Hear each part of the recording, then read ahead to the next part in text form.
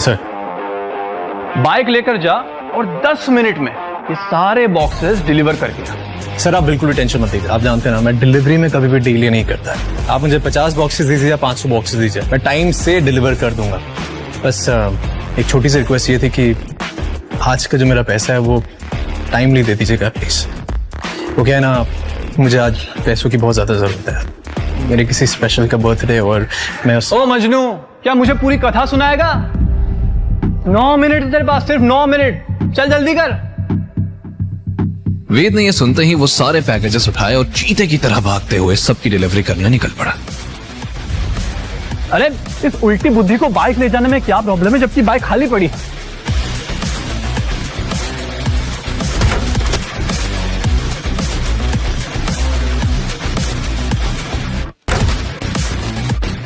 Manager की गालियों से अनजान वेद खुद के निकाले शॉर्टकट से भागता सारी डिलीवरी करते हुए अपने लास्ट ऑर्डर के लिए आरके इंडस्ट्रीज के लॉबी में जा पहुंचा। लॉबी के बीच में खड़ी एक सुंदर लड़की की नजर वेद के पसीने से भीगे फटी शर्ट की तरफ गई। कोल्ड कॉफी फॉर मिस खीरा। जिम की सब्सक्रिप्शन फ्री हो गई है क्या? हर कोई बॉडी बना के घूम रहा है। वेद की टोन, एथलेटिक बॉडी और स्ट्रॉन्ग मसल्स उसकी फटी शर्ट के थ्रू बहुत साफ दिख रहे थे। नहीं माँ, ये बॉडी मैंने जिम में नहीं बल्कि मेहनत से बनाई है, जिसका हम लाइफ टाइम का सब्सक्रिप्शन ले रखा है मैंने। ट्रस्ट मी, मैं तो यहाँ पे आया था एक स्पेशल कोल्ड कॉफी की डिलीवरी देने के लिए, किसी खीरा के नाम से है। It's Kiara, okay? तुम्हें एक सब्जी और खूबसूरत लड़की में डिफरेंस नहीं दिखता? एंड भाई तुम्हें तुमने मेरे नाम का मजाक कैसे उड़ाया, यू डफा?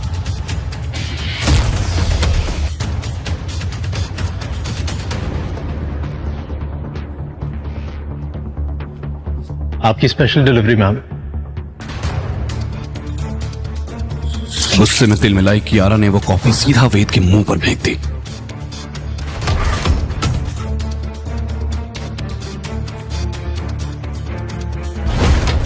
अब मेरा नाम कभी नहीं भूलोगे।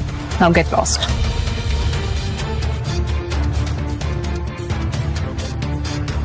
कॉफी वाकई में काफी बढ़िया थी। Thank you ma'am. How dare you! दूसरी तरफ एक भीगी हुई शर्ट के साथ वेद रेस्टोरेंट पहुंचा और उसने जल्दी से कपड़े बदले। हॉल में फिर वो अपनी सैलरी लेने गया ही था कि उसके मैनेजर ने उसे पेन और नोटबुक पकड़ाई। सुन, ये पकड़। आज स्टाफ कम है।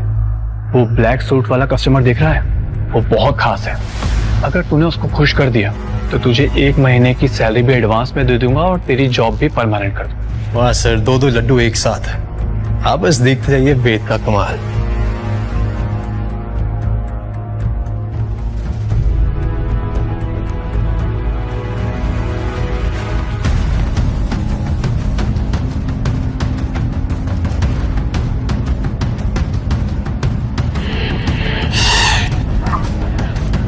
कपूर खानदान की सांसें नहीं, सिर्फ चीख सुनाई देनी चाहिए।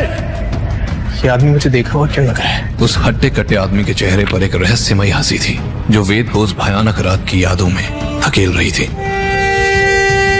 वेद की धड़कन तेज हो गई थी और माथे पर पसीना आ गया था। आज कपूर खानदान की सांसें नहीं, सिर्फ चीख सुनाई देनी चाहिए। हमारा इंसाफ कपूर परिवार की जासूसों का गुजरेगा। जब तक गद्दारों की हड्डी नहीं जलेगी तब तक हमें ठंडक नहीं मिलेगी। कपूर खानदान, कपूर गद्दारों की सिर्फ एक ही वजह है, मौत, मौत, मौत।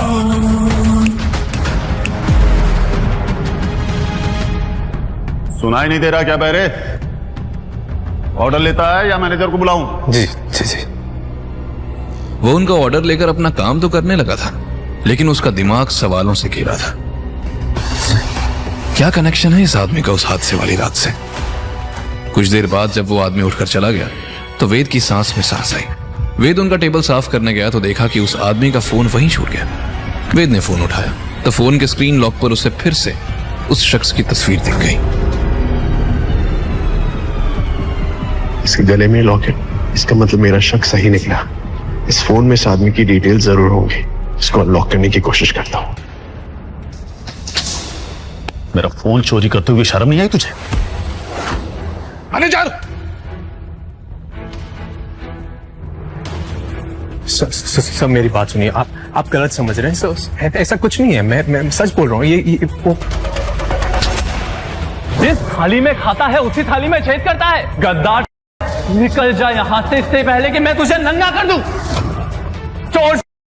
गद्दार शब्द सुनते ही वेद ने गुस्से में अपनी मुट्ठी भींच ली और खुद को कंट्रोल करते हुए कहा, सर आप मुझ पे गलत इल्जाम लगा रहे हैं, मैंने कोई चोरी नहीं की है। धोखा तो बदजातों के खून में होता है। मैनेजर, ये उचक्का कल से इस इलाके में दिखना नहीं चाहिए। वेद पर मानो एक बार फिर किसी ने झूठ का काला धब्बा लगाया था। एक बार फिर उसका दिल टीस के साथ उठा। You are fired!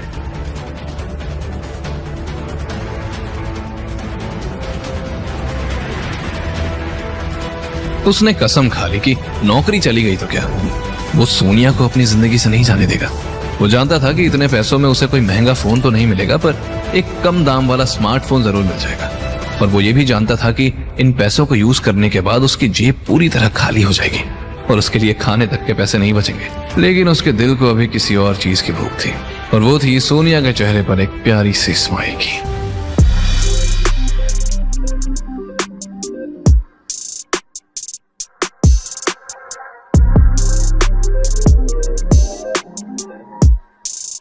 एक तरफ वो सोनिया के साथ फ्यूचर का सपना देखे जा रहा था, दूसरी तरफ किस्मत उसके लिए एक और धोखा रच रही थी। वेद घंटी बजाना ही वाला था कि उसने देखा दरवाजा थोड़ा खुला है। यार सोनिया, यहाँ तुम उस लूजर के साथ बात करती रहती हो। वेद, तो यहाँ अंदर कैसे आ गए? ये क्या कर रहे हो तुम?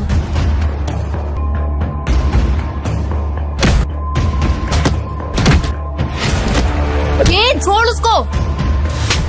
तुम्हारी इतनी हिम्मत!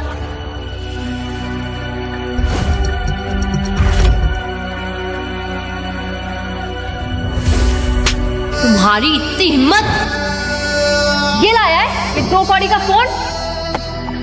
मैं तो तुझे वैसे भी छोड़ने वाली थी, लेकिन अच्छा हुआ कि मामला आज ही खत्म हो गया। भिखारी से। वेद सोनिया के घर से निकल जरूर गया था, पर उसके दिमाग में अभी भी उसकी गालियां सुनाई दे रही थी। वो रास्ते को चीरता हुआ अपनी बिल्डिंग की छत पर जा पहुंचा, पर अभी उसके दिमाग से सोनिया और रोहन की बेडरूम की याद परेशान कर रही थी। उसके दिल से एक जोर की चीख निकली, पर तभी कुछ गुंडे उसके सर पर काला कपड़ा और हाथ लोहे के सिक्कड़ से मजबूती से बांधकर उसे गाड़ी में भर के ले जाने के लिए तैयार हो जाते हैं। वेद को यकीन हो गया था कि उस रेस्टोरेंट वाले आदमी ने उसे पहचान लिया था और इन गुंडों को उसी ने भेजा था। वेद गुस्से से उन गुंडों पर टूट पड़ा।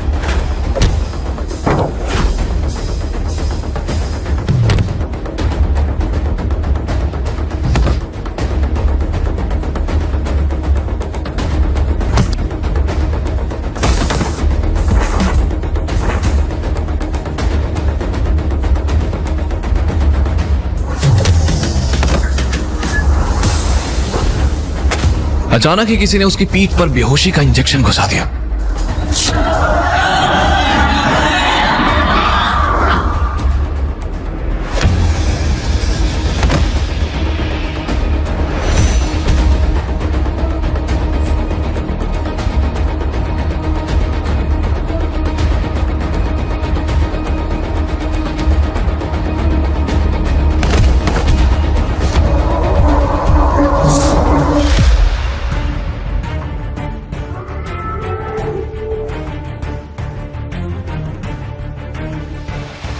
जैसे ही वो खड़ा हुआ उसे कई सारे जूतों की आवाज आने लगी, जैसे कोई आर्मी की परेड हो रही हो। ये सिक्योरिटी गार्ड्स थे। फिर उनके पीछे के दरवाजे से एक व्हील चेयर आई, जिसमें साड़ी पहने उस मैंशन की मालकिन बैठी थी। उन्हें देखकर वेद की आंखें फटी की फटी रह गईं।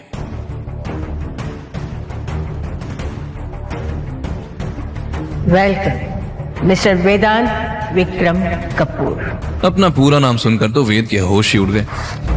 इस शहर में उसका पूरा नाम कोई नहीं जानता था, तो इनको उसका नाम कैसे पता? आशा करते हैं हमारे आदमियों ने आपको ज्यादा परेशान तो नहीं किया। अब सावित्री देवी रायजादा, एक बात बताए, तुम्हारी चॉइस बड़ी खराब है। सोनिया, जिस रेस्टोरेंट से तुम्हें निकाला गया है वो रेस्टोरेंट हमने खरीद लिए। वेद को ये तो समझ आ गया था कि सावित्री रायजादा कोई साधारण औरत नहीं है। और क्या मैं आपसे पूछ सकता हूँ कि आप मुझ पे इतनी मेहरबान क्यों हो रही हैं? मिस्टर वेदांत विक्रम कपूर, तुम आम आदमी नहीं हो, आरके इंडस्ट्री के वारिस हो, करोड़ों की जायदाद के मालिक हो, कोई मामूली डिलीवरी बॉय नहीं हो। वारिस?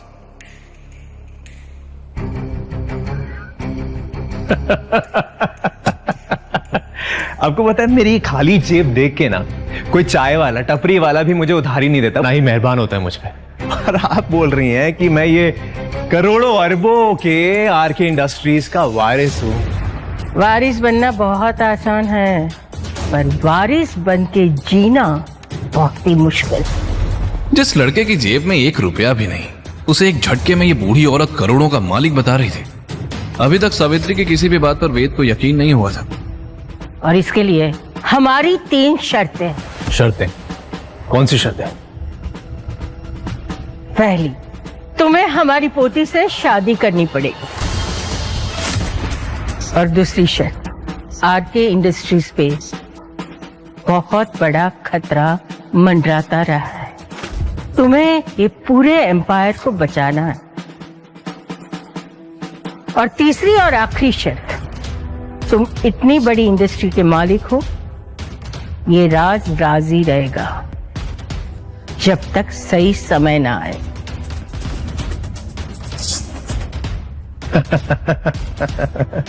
ओ मैम, मेरी बात ध्यान से सुनिए। मैं ना ये डिलीवरी बॉय ही ठीक हूं, कोई जरूरत नहीं है मुझे वारिस बनने की, और ना ही मुझे वो शादी करनी है। So thank you. और वैसे भी ये जो लड़कियां हैं ना, उनके ऊपर से मेरा विश्वास उठ चुका है, तो आप इस गेम के लिए ना किसी और को ढूंढ लीजिएगा। मैं चला, टाटा बाय बाय, सायोनारा। रुको, हमें पता था कि तुम्हें हमारी बात पे यकीन नहीं होगा।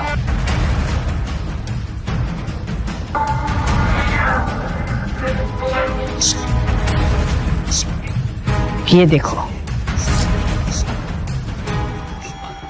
ये तस्वीर आपके पास कहां से आई और याद ही क्यों है? सवाल वो नहीं है, सवाल ये है कि इसे देखकर तुम्हारा इरादा बदला कि नहीं बदला ना। बड़े जिद्दी हो तुम, पर हम भी कम नहीं, हम तुम्हें यकीन दिला के रहेंगे। तुम्हें आज यहीं रुकना पड़ेगा, कल सुबह हम तुम्हें एक जगह पे ले जाएंगे जहां जाके तुम्हारा इरादा ही नहीं यकीन भी बदल जाएगा। सुनो, इन्हें गेस्ट रूम दिखा दो। कल सुबह शार्प 8 बजे हम यहाँ से निकलेंगे। सिक्योरिटी गार्ड्स उसे उसके कमरे में छोड़ के वहां से चले गए,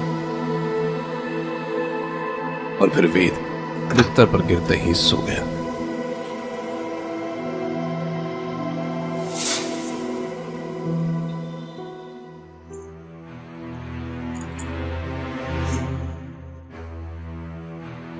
चलो हमारे साथ।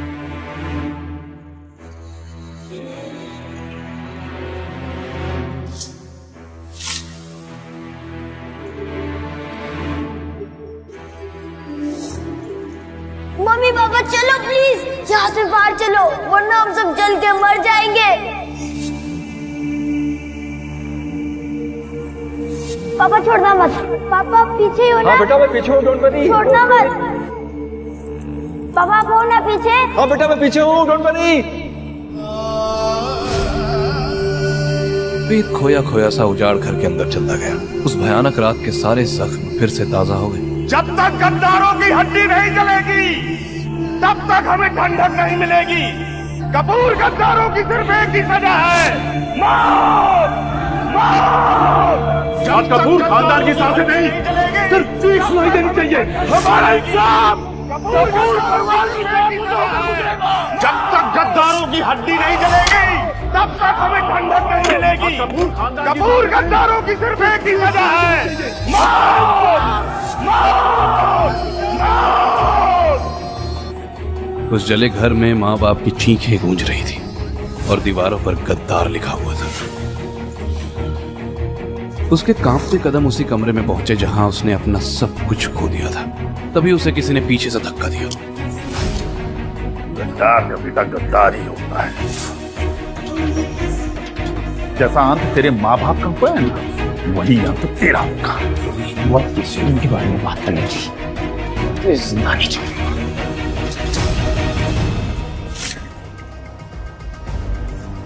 सावित्री के हाथ की छोटी पिस्टल से निकली गोली ने उस आदमी को घायल जरूर कर दिया था, पर वो फिर भी भाग निकला। वेद, बेटा तुम ठीक तो हो ना? हमें तो यकीन नहीं हो रहा है कि हमारे अलावा यहाँ कोई आ भी सकता है।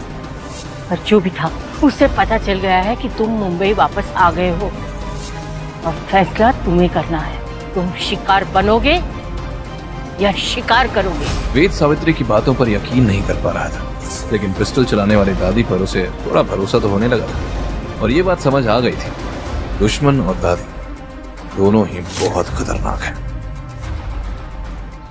मुझे आपकी सारी शर्तें मंजूर हैं। तुम हकदार हो उस कुर्सी का जो तुम्हारे माँ बाप छोड़ के गए थे। और सबसे पहले उस गद्दार को पकड़ो जो आरके इंडस्ट्रीज को बर्बाद कर रहा है, और तब जाके तुम वो कुर्सी के असली हकदार बनोगे। मंजूर है? मंजूर है। गाड़ी निकालो, हम रजिस्ट्रार ऑफिस जाएंगे।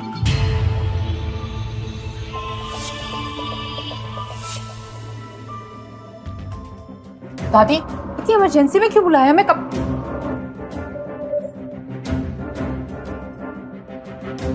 तुम यहाँ क्या कर रहे हो? मिस कीरा, सॉरी मिस कियारा, राइट? ये डिलीवरी बॉय आपके साथ क्या कर रहा है? तो तुम दोनों पहले ही मिल चुके हो, अच्छी बात है। दादी मैं समझी नहीं, ये क्या हो रहा है? ये यहाँ पे क्या कर रहा है और हम यहाँ पे क्या कर रहे हैं? इस लड़के से तुम्हारी शादी हो रही है। दादी ये कैसा गंदा मजाक है? ये लड़का एक हम तुम्हें सवाल नहीं पूछ रहे हैं कियारा, ये हमारा फैसला है। और तुम तो जानती हो कि 10 दिन के भीतर अगर तुम्हारी शादी नहीं हुई तो आरके इंडस्ट्री में तुम्हारा जो रुतबा है एमडी का, वो तुमसे छीन जाएगा। अगर तुम ये नहीं चाहती तो जो हम कहते हैं वही होगा। चलो। दादी प्लीज, दादी please. Oh hello delivery boy, दादी को कोई बहुत बड़ी गलतफहमी हो गई। तुम उनकी उम्र और भरोसे का फायदा मत उठाओ। अभी जाओ और उन्हें सब सच बताओ, तुम कौन हो, क्या करते हो और यहाँ क्या कर रहे हो, वरना मैं। ये बदतमीज अमीरजादी सावित्री जी की पोती है। इस कड़वे खीरे को तो मैं सलाद बना के ना खाऊं। शादी की कस्में तो बहुत दूर की बात है। बहुत जिद्दी और अकड़ू है ये तो। I can't get married to this cheap despo. ये मिस खीरा को कैसे बताऊं कि वो खुद मेरी ही कंपनी में काम करती है। कितना सदमा लगेगा बेचारी को, कहीं खुद ही पागल खाने ना पहुंच जाए। देखो ये दादी की चाल है तुम्हें टॉर्चर करने के लिए। तुम्हें फूटी कौड़ी भी नहीं मिलेगी। अगर अभी तुम यहाँ से चले जाओगे तो मैं तुम्हें 10 लाख दूंगी। 50 लाख, 1 करोड़। देखो ऑफर जो है ना काफी अच्छा है, लेकिन इस महंगे शहर में काम नहीं चलेगा है। इससे बेटर तो ये है कि मैं घर जमाई बन के रह लूं। एटलीस्ट रोटी कपड़ा मकान तो मिल जाएगा मुझे, और साथ साथ ये खूबसूरत बीवी भी। तो मैं क्या कहता हूं कि दादी का टॉर्चर ना मैं इजीली सह सकता। अब चले, दादी इंतजार करिए हमारे। ओके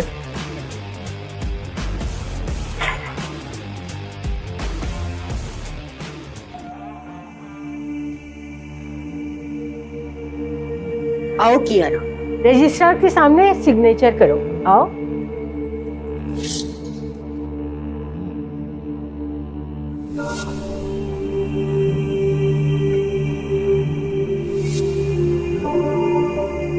दादी आपने ये बिल्कुल अच्छा नहीं किया। क्या मैंने इतनी मेहनत इस दिन के लिए की थी इस कंपनी में कि एक एमडी होने के बावजूद भी लोग मुझे एक डिलीवरी बॉय की वाइफ बोले।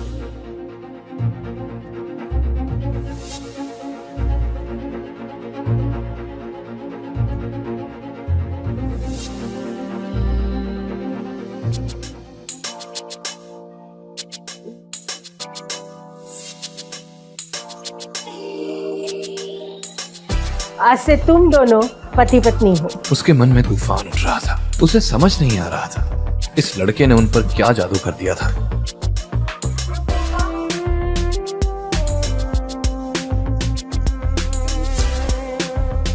असली तूफान तो रायजादा मेंशन के अंदर उमड़ रहा था। सावित्री और कियारा जैसे ही घर पहुंची, कियारा गुस्से में तमतमाई, बिना दादी की परवाह किए अपने रूम में चले गई और धड़ाम से अपने रूम का दरवाजा बंद कर दिया।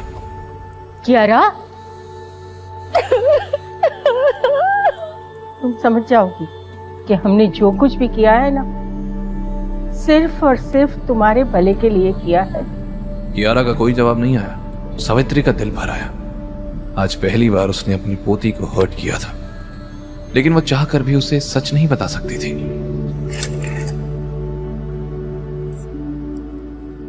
हम बोल रहे हैं, अब तक जो कुछ हमने सोचा था सब कुछ वैसे ही हो रहा है कि कियारा और वैद आने वाले समय के लिए तैयार है, क्योंकि असली इम्तिहान। फोन की दूसरी तरफ से अभी आवाज आनी बाकी थी कि तभी अचानक पूरे विला की लाइट चली गई। कौन है? कौन है यहाँ? इतने आलीशान मैंशन में जहाँ हवा भी बिना इजाजत के नहीं चलती, वहाँ अचानक लाइट का चले जाना। सावित्री जानती थी कि ये कोई साधारण पावर कट नहीं है। अंधेरे में उनका दिल जोर से धड़कने लगा। अरे जल्दी आओ! अरे देखो ये लाइट कैसे चली गई।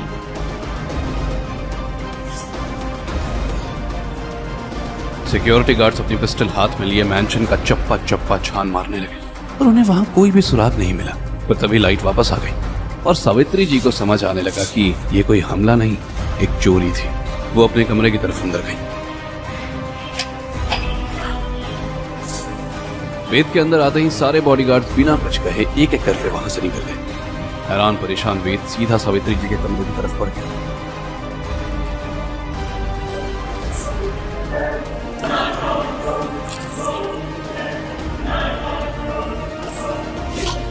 ये नहीं।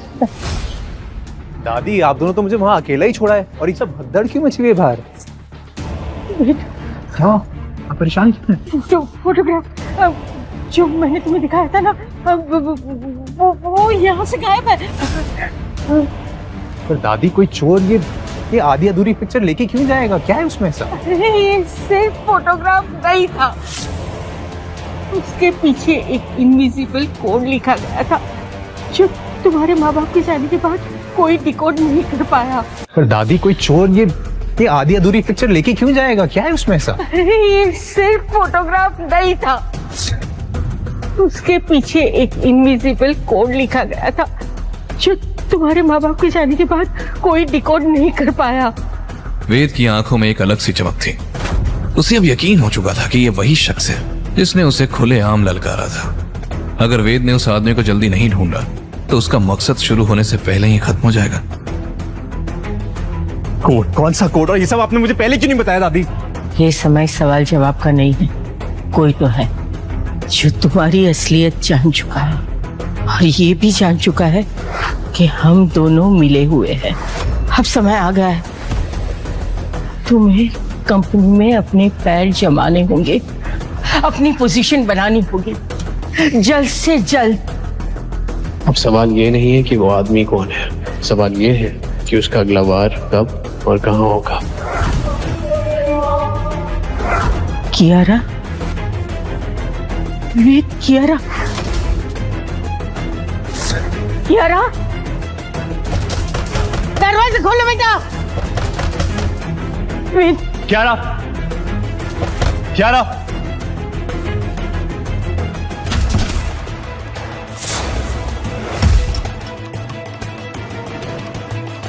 कियारा अपने कमरे में नहीं थी। ये देख सावित्री की सांसें अटक गई। उन्होंने तुरंत कियारा को कॉल किया, लेकिन कियारा तो कॉल उठा ही नहीं रही थी। सिक्योरिटी, जल्दी आओ, एक काम करो, पूरा मेंशन छान मारो, सीसीटीवी फुटेज चेक करो और ढूंढो हमारी कियारा कहाँ है। अगर हमारी कियारा को कुछ हुआ ना तो सिर्फ तुम्हारी नौकरी नहीं, तुम सबकी जान भी खतरे में होगी। कियारा मैम तो रॉयल क्लब गई हैं, वो ड्राइवर रमेश लेके गया उनको। ये सुनकर सावित्री को गुस्सा भी आया और एक पल को चैन की सांस भी मिली। आज से इस मेंशन में सारे सिक्योरिटीज चेंज हो जाएंगे। तुम में से कोई भी नहीं रहेगा, सब नए आएंगे। शर्म नहीं आती? हमारे मेंशन में हमारी नाक के नीचे से कोई हमारे कमरे में घुस गया और तुम लोगों को कानों कान खबर भी नहीं हुई। नहीं चाहिए तुम लोग, दफा हो जाओ यहाँ से। Sorry ma'am. सिक्योरिटी हेड और उसकी टीम बिना कुछ कहे वहां से चले गए। वे तो अभी भी उस गायब हुई फोटो और कोड की सोच में डूबा था।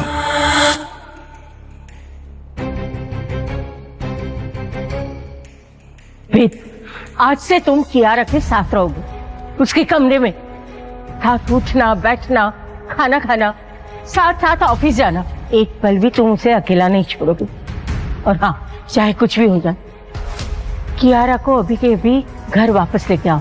वेद को लगा कि जब जब वो अपने मकसद तक पहुंचने की कोशिश करता है, बीच में कियारा आ ही जाती है। दादी, आप तो ऐसे बोल रही हैं जैसे मैं कहीं का किंग हूं। आदेश दूंगा और वो मना नहीं कर पाएगी। तुम किंग हो और ये तो बस तुम्हारी हस्बैंड वाली रिस्पॉन्सिबिलिटी है। तो जाओ, ले आओ कियारा को। ये पिस्तौल दादी तो धुरंधर की भी मां निकली। मैं खुद तो क्लब आज तक नहीं गया, तो उस नखरीली मिस खीरा को वहां से मना कर कैसे लेके आऊंगा? ठीक है दादी, जैसा आप कहें। यहाँ मुंबई के सबसे महंगे पॉश क्लब में, जहाँ लाइट्स की चमक और डीजे का बेस हर किसी को थिरकने पर मजबूर कर रहा था, कियारा के हाई प्रोफाइल फ्रेंड्स समीक्षा, रिया और सार्थक पूरी तरह मस्ती में डूबे हुए थे, पर कियारा अपने फोन की स्क्रीन में घुसी हुई थी। Hey, you gorgeous girl, huh? World की मोस्ट ब्यूटीफुल लड़की और मूड ऑफ है। Why? That should be illegal, huh? Yeah. Come on, tell me what happened. What happened? Just work stress, guys. Oh my God. Oh Work my stress. God, Miss Workaholic. वैसे भी लड़कों को ना दिमाग वाली लड़कियां पसंद नहीं होती हैं, उन्हें ड्रामा और डिम्पल वाली लड़कियां पसंद होती हैं। Right. अब चाहे वो तुम्हारा ड्रीम मैन मिस्टर के ही क्यों ना हो सकता है वो यहीं कहीं हो। इसलिए स्ट्रेस को स्वाइप लेफ्ट एंड ग्लास को swipe right. Yes. Come on. Yes, No, yes. Kiara. No, no, you need to take it. Kiara, एक शॉट से कुछ नहीं होने। हाँ। Just for me. Just Come on, come on. One shot, just for me.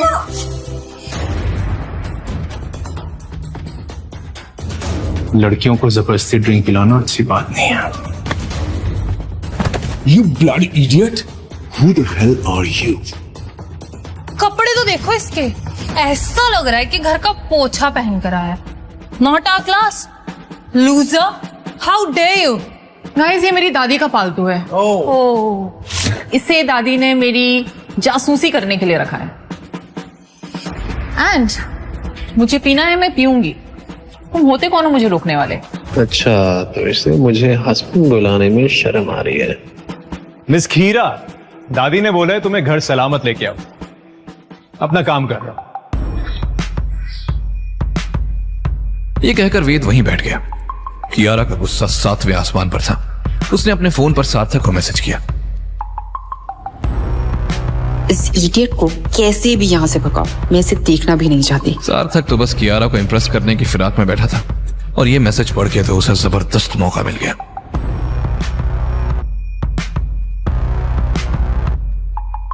देख कर I'm challenging you, man. Challenging you to a round of drinks. अगर तू जीता तो कियारा तेरे साथ जाएगी, और अगर मैं जीता तो कियारा मुझे किस करेगी। क्यों कियारा? आई एम श्योर ये सार्थक की कोई चाल है। चैलेंज के बहाने से इसे टल्ली कर दूंगा। अगर ये जीत भी गया तो भी कियारा को यहां से ले जाने लायक नहीं रहेगा। ये तो लिवर का मैटर है, और तेरे लिवर में इतना खून नहीं होगा जितना मेरी बॉडी में दारू है। वेटर,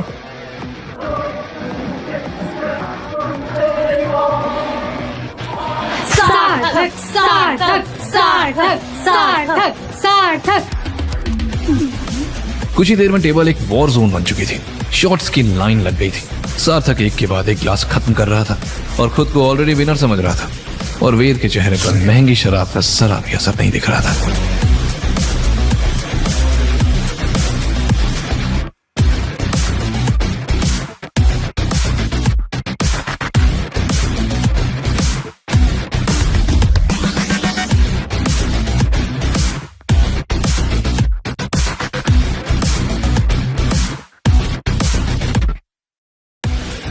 यार 10 शॉट्स के बाद तो सार्थक पूरा नशे में हो गया है, और ये है कि टल्ली होने का नाम ही नहीं ले रहा है। इंसान है या टैंक?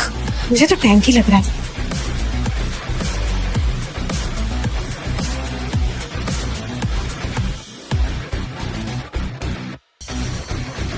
सार्थक ने मौका देखकर वेद की अगली ड्रिंक में गहरे नशे की पिल मिला दी। Come on, now your turn.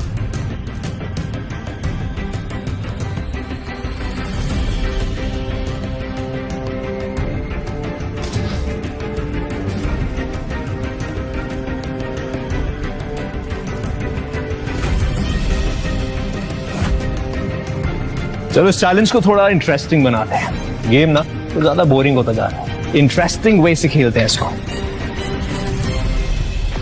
और फिर कुछ ऐसा हुआ जिसकी उम्मीद किसी ने नहीं की थी। उसने इतनी तेजी से ग्लासेस की अदला बदली की कि रिया और कियारा अपनी पल के झपकना ही भूल गई। सार्थक को अब खुद भी याद नहीं था कि कौन सी ड्रिंक में उसकी चाल छुपी थी।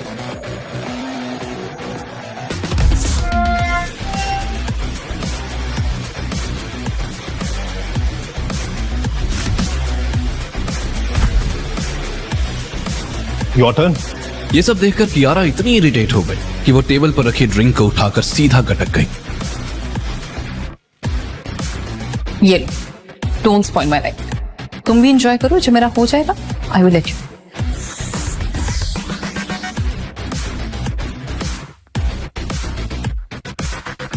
चलो बीवी ने मुंह दिखाई तो दी, नखरे वाली हो लेकिन अमीर है मेरी खीरा। जान छूटी।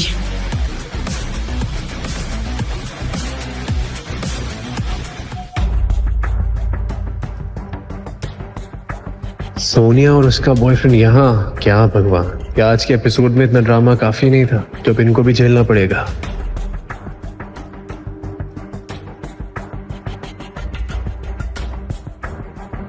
ये तो वही डिलीवरी बॉय है ना? आया होगा किसी की फूड डिलीवरी करने, वरना ऐसे हाई एंड क्लब में इस जैसे भिखारी को ना क्लीनिंग वर्क के लिए भी एंट्री ना दे। सुनो, इन दोनों को मेरी तरफ से पार्टी। जब महंगी ड्रिंक अंदर जाएगी ना तो शायद सस्ती बातें कम निकले इनके मुंह से। और हाँ, मेरे लिए एक लेमन सोडा। इन दोनों के बिल मेरे कार्ड पे। चीज है। उसका एटीट्यूड देखकर सोनिया और उसके बॉयफ्रेंड रोहन का मुंह खुला का खुला रह गया। बारटेंडर, जरा चेक कर लेना कि कार्ड असली है या नहीं। इस जैसे छड़क छाप लोगों को ना बेवकूफ बनाना बहुत अच्छे से आता है। मैम ये कार्ड असली है। उसने फिर दोनों को क्लब की सबसे महंगी स्कॉच और वाइन सर्व की, तो सोनिया की आंखें फटी की फटी रह गई। क्या हुआ? How is this possible? इस भिखारी के पास इतने पैसे कहाँ से आए कि हमें 80,000 की ड्रिंक ऑफर कर रहा है? लगा ना 440 वोल्ट का झटका। वैसे अच्छा हुआ उस दिन तुमने मुझे अपने रंग दिखा दिए, क्योंकि अगर तुम अपने रंग नहीं दिखाती ना तो आज मैं दुनिया की बेस्ट लड़की के साथ नहीं होता। ये कहते ही वो कियारा की तरफ इशारा करने वाला था, लेकिन पल भर में ही सार्थक नशे में धुत कियारा को अपनी तरफ खींच लेता है। उसकी कमर पर हाथ फेरते हुए वो मौके का फायदा उठाकर मदहोश कियारा के साथ क्लब से निकल जाता है। वेद समझ जाता है कि कुछ तो गड़बड़ है।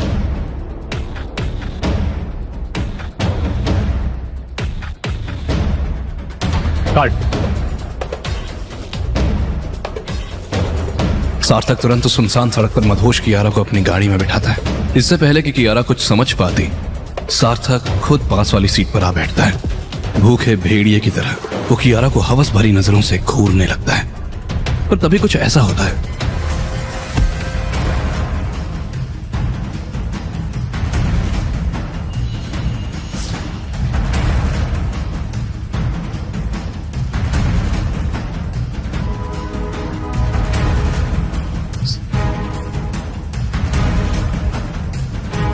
ये क्या हो रहा है? You idiot! कमार, तुझे पता भी है कितने की गाड़ी है? जानना भी नहीं है।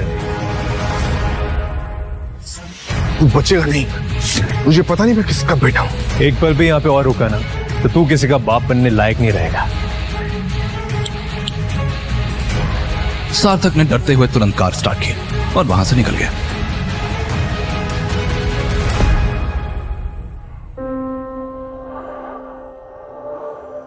You know what? I hate you. क्या ड्रीम्स थे मेरे?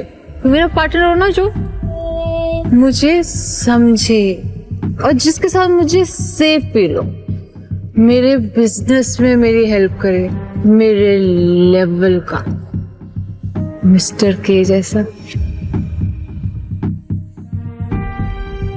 लेकिन मुझे क्या मिला? संभालो अपने आप को। I am not happy. मैं पता है only 5 years की थी जब मेरी मॉम डैड की डेथ हो गई थी, ठीक है? और मैं 20 years से मैंने अपना बिजनेस संभाला, अपने बिजनेस को ऊंचाई तक ले गई। पता है क्यों? कि दादी को एक दिन मुझ पे प्राउड फील होगा। मैंने उन पे आंखें बंद करके भरोसा किया, बट और दादी ने क्या किया? एक सड़क छाप से मेरी शादी कराती। Okay, please control yourself. I'm hurt. क्या रहा? वे चुपचाप उसकी बातें सुन रहा था। उसे एहसास हुआ कि जो कुछ हुआ उसमें कियारा की कोई गलती नहीं थी।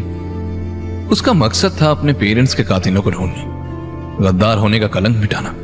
लेकिन कियारा, वो तो इस बेबुनियादी रिश्ते में जबरदस्ती फंस गई है। लेकिन सावित्री ने अपनी ही पोती के साथ ऐसा क्यों किया? क्या संभालो। Don't touch me, delivery boy. Okay, listen. अभी वो इसी सोच में थी कि तभी सड़क की दूसरी तरफ से एक काला हेलमेट पहने हुए शख्स तेजी से बाइक उनकी ओर बढ़ा रहा था, जैसे उन पर हमला करना चाह रहा हो। क्या वेद उस बाइक वाले को रोक पाएगा? क्या वो कियारा को बचा लेगा? और क्या उसे अपनी मम्मी पापा की मौत का सच पता चलेगा? सावित्री के पास कौन से जवाब है जो वेद की जिंदगी हमेशा के लिए बदल सकते हैं? क्यों करवाई उन्होंने वेद और कियारा की शादी? ब्लैक हेलमेट वाला बाइकर सीधा वेद और कियारा की तरफ आ रहा था, जैसे मौत ने सुपारी ली और वक्त के कांटे आज रुकने वाले हों। वेद ने कियारा को अपने पीछे खींच लिया, लेकिन तभी कुछ अजीब हुआ। अचानक उसने अपनी जेब से एक लिफाफा निकाला और सीधा वेद की तरफ उछाल दिया, और अगले ही पल किसी साए की तरह वापस अंधेरे में गायब हो गया।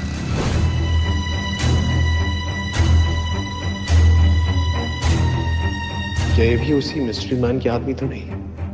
लेकिन इस एनवेलप में है क्या?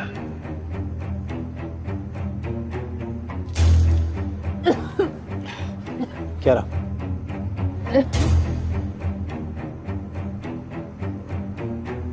टैक्सी! वेद ने बिना एक पल गवाए टैक्सी रोकी और लड़खड़ाती कियारा को संभालते हुए सीधा मैंशन ले आया। घर पहुंचकर उसे समझ नहीं आ रहा था कि कियारा का नशा कैसे उतारे। तभी एक तरकीब चमकी। वो कियारा को सीधा बाथरूम ले गया और शावर चालू कर दिया। ठंडे पानी की पहली बूंद के साथ ही कियारा को होश आया। उसने भागने की कोशिश की, पर वेद ने उसे पकड़कर फिर से शावर के नीचे खड़ा कर दिया। चुपचाप यहाँ पे खड़ी रहो। अब अगर तुम मछली की तरफ सकड़ाई ना तो कुछ ऐसा होगा कि सुबह तक में तुम पछताओगी। खड़े रहो चुपचाप।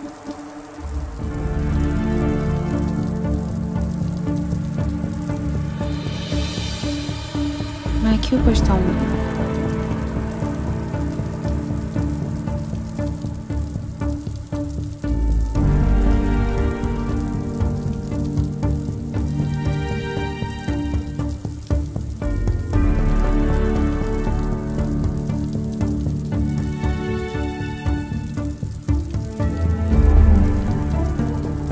इसका नशा उतारने लाया था और ये मुझे अपनी नशीली आंखों से मदहोश कर रही है।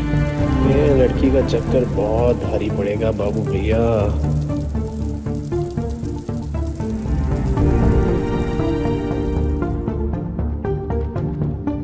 अगली सुबह जब कियारा ने बिस्तर पर करवट ली तो उसने वेद को अपने बगल में सोते हुए पाया। जैसे ही उसकी आंखें खुली उसे याद आया कि वो तो कल क्लब में थे, और फिर उसने अपने कपड़े देखे और हैरान रह गई। कियारा याद करने की कोशिश करती रही, लेकिन क्लब के बाद का हर पल उसके दिमाग से जैसे मिट गया हो। गुस्से और घबराहट के बीच उसकी नजर वेद पर पड़ी और बिना कुछ सोचे उसने वेद को जोर का किक मार दिया। क्या कर रही हो?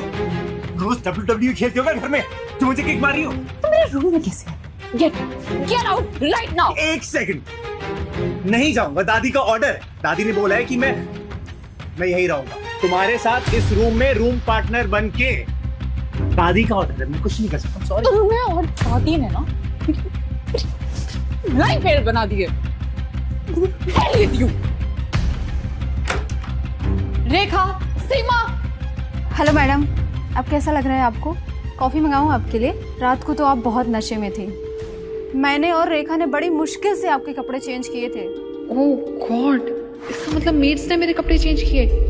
मैं बिना वजह जाने क्या क्या सोच बैठी, और वेद ने तो मुझे छुआ तक नहीं। मैं ठीक हूँ, थैंक यू।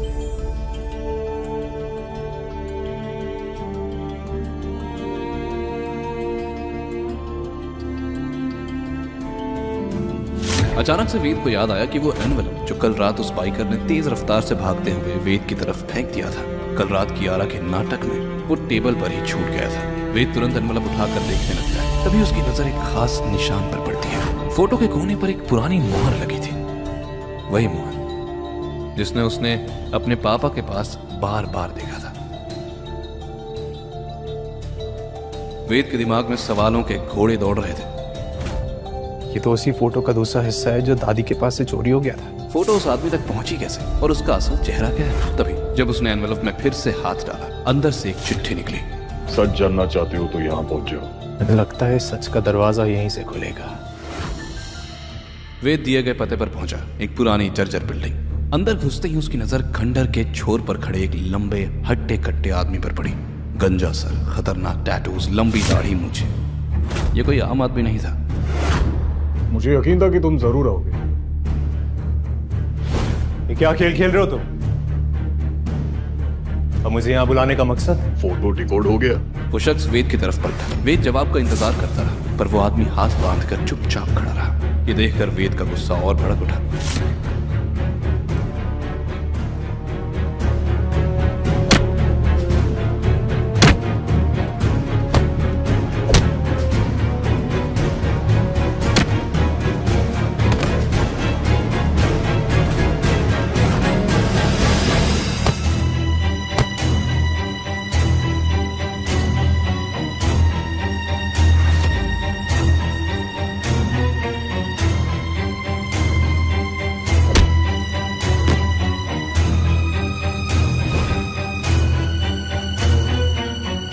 किंग, तुम मुझे किंग क्यों बुला रहे हो? क्योंकि तुम्हारे पापा के बाद तुम ही किंग हो। किंग, तुम्हारा बाप गद्दार नहीं है, तुम्हारा खून गंदा नहीं है। सही वक्त आने पर तुम्हें सब समझ में आ जाएगा। तुम्हें उनकी मौत का बदला लेना होगा।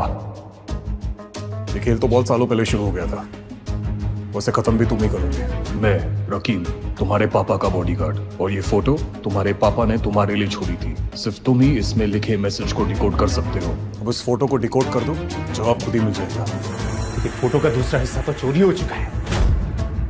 मतलब उन्हें पता चल गया है। कोड को डिकोड करने के लिए फोटो का दूसरा हिस्सा बहुत जरूरी है किंग। समय किसी के लिए नहीं रुका है किंग। हम फिर मिलेंगे।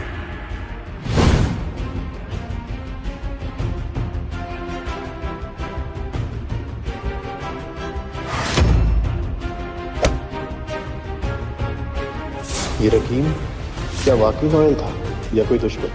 डैड आखिर कौन थे? या दादू भी रकीम को जानते हैं? अगर ये चाल भी है तो एक बात तो तय है, ये कोड सिर्फ मेरे लिए नहीं, उस मिस्ट्री मैन के लिए भी बहुत ज्यादा इंपॉर्टेंट है। कुछ देर बाद कियारा कंपनी पहुंची, मगर वेद की हरकतों से उसका मूड पूरी तरह खराब था। सीधे सीधे बता नहीं सकता था कि मेड्स ने कपड़े बदले। इडियट। कियारा ने लैपटॉप खोला तो देखा मिस्टर के का एक ईमेल आया हुआ था, और उसके अंदर जो लिखा था वो देखकर कियारा की आंखें फटी की फटी रह गई।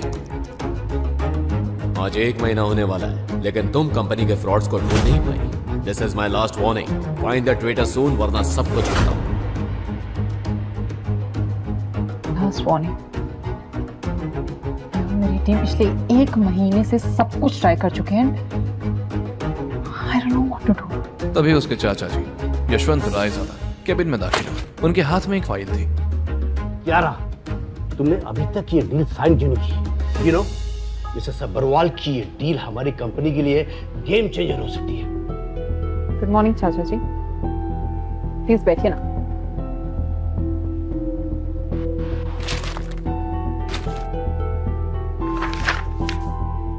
आप जानते हैं हमारी कंपनी के फंड्स कितने टाइट चल रहे हैं और आप मुझे इतनी बड़ी इन्वेस्टमेंट करने के लिए कह रहे हैं। मेरी टीम को थोड़ा R&D करने का मौका दीजिए। क्या हमारे पास सिर्फ 24 घंटे हैं इस डील को साइन करने के लिए, नहीं तो कोई और ले जाएगा। अगर तुमने ऐसा किया ना तो तुम कंपनी को डुबो कर ही छोड़ोगी।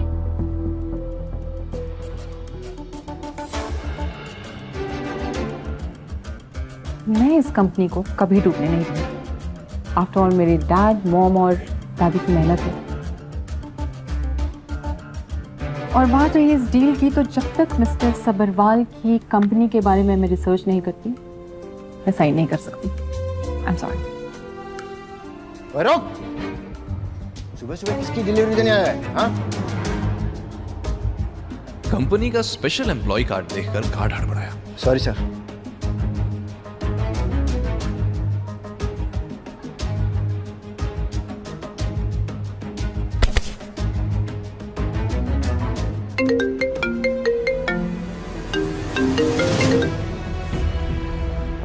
अपनी बीवी और दुनिया के सामने अपनी असली पहचान कबूल कर ले कि तू ही गद्दार का बेटा है, वरना हम क्या कर सकते हैं ये तुझे कुछ सेकंड्स में पता चल जाएगा।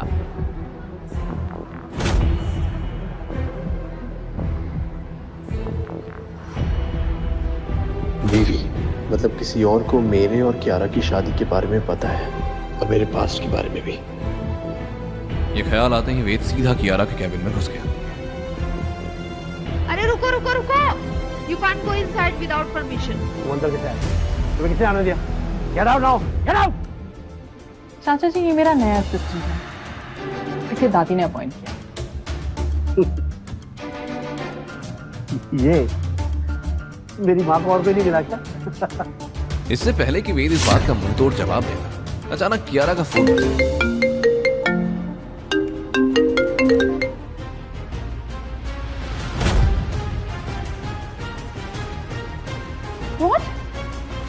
दादी का एक्सीडेंट? इस वक्त दादी का एक्सीडेंट, ये सब स्कॉलर का काम तो नहीं। अगर मैंने अपनी आइडेंटिटी नहीं बताई, क्या वो सच में दादी को नुकसान पहुंचा सकता है? रॉक फैक्ट्री की बात क्या कर रही थी? अभी कहाँ है वो? Trauma centre. Fine fine, I am coming. क्या सावित्री का एक्सीडेंट कोई साजिश है? रकीम ने वेद को किंग कहकर बुलाया। क्या सच में वेद करने वाला है रकीम पर भरोसा? और क्या वेद कियारा की ट्रेटर को ढूंढने में मदद कर पाएगा? क्या है उस चिट्ठी का राज? कियारा और वेद की ये तकरार क्या नया मोड़ लाने वाली? कियारा और चाचा जी के साथ वेद भी हॉस्पिटल के लिए निकलने ही वाला था, तभी उसके फोन की घंटी बज उठी और फोन उठते ही फिर से वही मिस्टीरियस आदमी की आवाज। आज पूरी दुनिया को तो खुद बताएगा कि वेदांत विक्रम कपूर एक गद्दार का बेटा है। गद्दार शब्द उसकी आंखों में नासूर की तरह चुभ रहा था। सुन बे गीदड़ की औलाद, तेरे शतरंज का मोहरानी हूं मैं। तो जो भी है, तो जहां भी है ना, पाताल लोक से भी तुझे घसीट के निकालूंगा मैं। बच के रहना। वेद अब समझ चुका था ये कोई मजाक या मामूली धमकी नहीं थी। कोई उसकी हर एक हरकत पर नजर रखे बैठा था। वो ऐसे भाग रहा था जैसे उसके पैरों के नीचे आग लगी हो। फूड डिलीवरी की नौकरी ने उसे शहर के हर रास्ते, हर गली, हर शॉर्टकट का मास्टर बना दिया था। अबे हटो, अंदर का घुसा जा रहा है। तेरे बाप का हॉस्पिटल है क्या? निकल यहाँ से। देख मुझे अंदर जाने दे।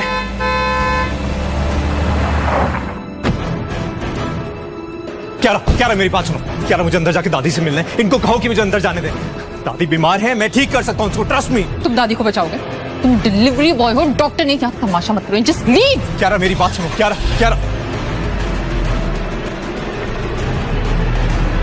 यार मैं तुम्हें कैसे समझाऊं कि मेरा दादी से मिलना कितना जरूरी है। Time is ticking. Confess the truth by 2 PM। हर सेकंड तुम्हारे अपनों की जान पर खतरा बन सकता है। Be ready to watch.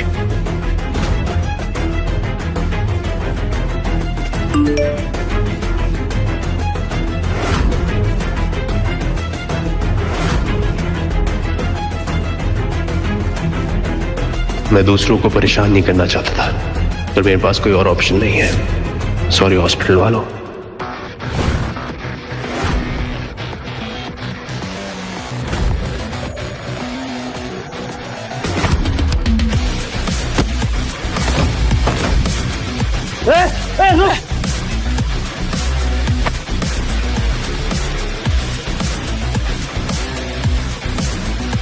दादी की तबीयत क्रिटिकल है और आपको अभी भी डील की पड़ी है।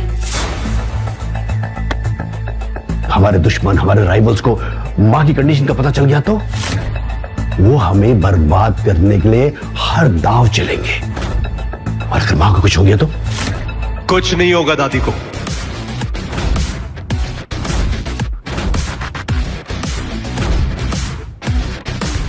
अगर दादी की हालत के बारे में कोई किसी को कुछ नहीं बताएगा तो दुश्मनों को कुछ नहीं पता चलेगा। तुम हमारे परिवार के बारे में जानते क्या? वेद सही कह रहा है, हमें किसी को कुछ नहीं बताना है। ये बात बाहर नहीं आनी चाहिए एट एनी कॉस्ट। ये सुनकर यशवंत चुप हो गया और गुस्से में वहां से बाहर निकल गया। तो हेल आर यू डूइंग? क्यारा, मुझे दादी से मिलना है। क्यारा, मेरी बात सुनो, दादी की जान को खतरा है। कोई है जो तुम मारना चाहते हो उन्हें? उनका ऑपरेशन चल रहा है, तुम डॉक्टर्स को डिस्टर्ब करना चाहते हो? Just stay away. देखो, दादी की जान को बहुत खतरा है इस वक्त। अगर मैं अंदर नहीं गया ना तो उनकी जान खतरा हो सकता है। अगर मैं अंदर जाऊंगा ना तो हो सकता है कि दादी की जान बच जाए। Believe me please. डॉक्टर हो तुम? जस्ट बिकॉज दादी ने तुम्हारी शादी मुझसे करवाई है ना, इसका मतलब ये नहीं कि तुम मुझे अब बताओगे क्या सही है और क्या गलत। एक बार दादी को होश आ गया ना, I promise I will make sure कि तुम मेरे आसपास भी ना दिखो, चाहे उसके लिए मुझे ये शादी तोड़नी ही क्यों ना पड़े। चल चल भाई चल। क्या मैडम, यही जो जबरदस्ती इधर घुस के आ गया। सॉरी मैडम, हमें नहीं पता था ये आपके साथ में। I don't know him. ले जाओ इसे। कियारा ने ऐसे मुंह मोड़ लिया जैसे सच में वो उसे नहीं जानती थी। क्यारा, मेरी बात सुनो। मेरा दादी से मिलना बहुत ज्यादा इंपॉर्टेंट है। उनकी जान जा सकती है। क्यारा प्लीज भी, क्यारा प्लीज मेरी बात सुनो। चल फुट ले यहाँ से। वेद को यकीन नहीं हो रहा था कि कियारा उसकी बात सुनने की बजाय उससे रिश्ता तोड़ने की धमकी दे रही थी। तभी उसके फोन की घंटी बजी। वेद समझ गया था कि फोन की नहीं, खतरे की घंटी है। Time is ticking. दादी की हालत तो बिगड़ती जा रही है। तू मेरी बात सुन। छुपन छुपाई ना बचपन में खेला करता था मैं। अगर हिम्मत है तो एक बार सामने आके दिखा। एक बार हाथ चढ़ गया ना, उसके बाद पूरे 18 साल का हिसाब ना तेरे टुकड़े करके लूंगा। लड़ने का बहुत शौक है तुझे, तो आज लड़ अपनी किस्मत से। मैं वही हूँ जहाँ तेरी प्यारी दादी का एक्सीडेंट हुआ था। 2 बजने में आधा घंटा बचा है। I am waiting. उसे आधे घंटे से पहले रॉक्स फैक्ट्री पहुंचना था, लेकिन हॉस्पिटल से फैक्ट्री का डिस्टेंस लगभग 10 किलोमीटर था। इतने कम वक्त में मुंबई के ट्रैफिक को चीर कर फैक्ट्री तक पहुंचना नामुमकिन था। इसलिए वेद दौड़ते हुए शॉर्टकट लेकर निकल पड़ा। वेद को क्या पता था कि हमेशा फूड डिलीवरी जल्दी पहुंचाने वाले ये शॉर्टकट्स आज उसको अपनी मंजिल के एक कदम और करीब ले जाएंगे।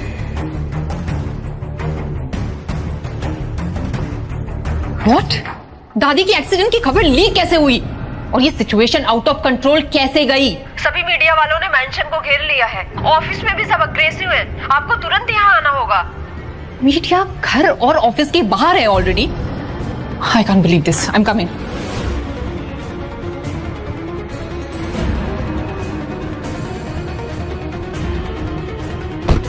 कियारा जल्दी में थी, लेकिन उसकी कार ने साथ छोड़ दिया। तभी अचानक एक टैक्सी आई। अरे मैडम, आप जल्दी में लग रही हैं। आइए मैं आपको ड्रॉप कर देता हूँ। बैठिए, कहाँ जाना है आपको?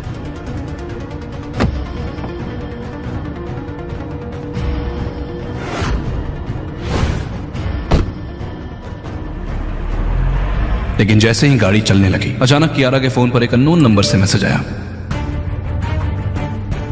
तुम्हारे हस्बैंड का सच तुम्हारे सामने आएगा ठीक 2 बजे। कियारा सोच में पड़ गई। वेद और उसकी शादी के बारे में सिर्फ दादी को पता था, तो फिर ये मैसेज किसने भेजा? कियारा तुरंत उस नंबर पर कॉल करने की कोशिश की पर The number you have dialed is presently not reachable.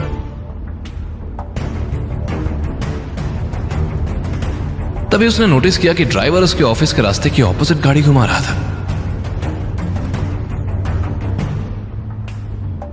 भैया आपने गलत ले लिया है, हमें लेफ्ट लेना था। ये आप कहां ले जा रहे हो? भैया गाड़ी रोकिए, गाड़ी रोको।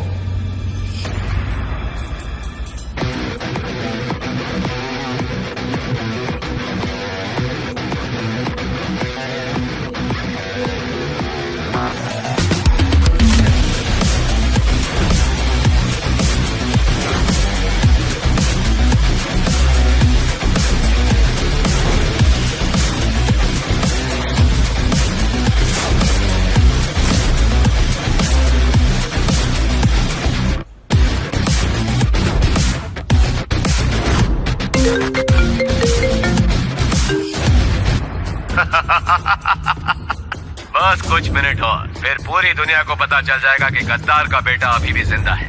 सामने देख, कैमरा लाइव होने वाला है। अगर 2 बजने से पहले तूने अपना सच अपने मुंह से दुनिया को नहीं बताया तो दोनों जिंदगियां वहीं पहुंच जाएंगी जहां तेरे माँ बाप सड़ रहे हैं।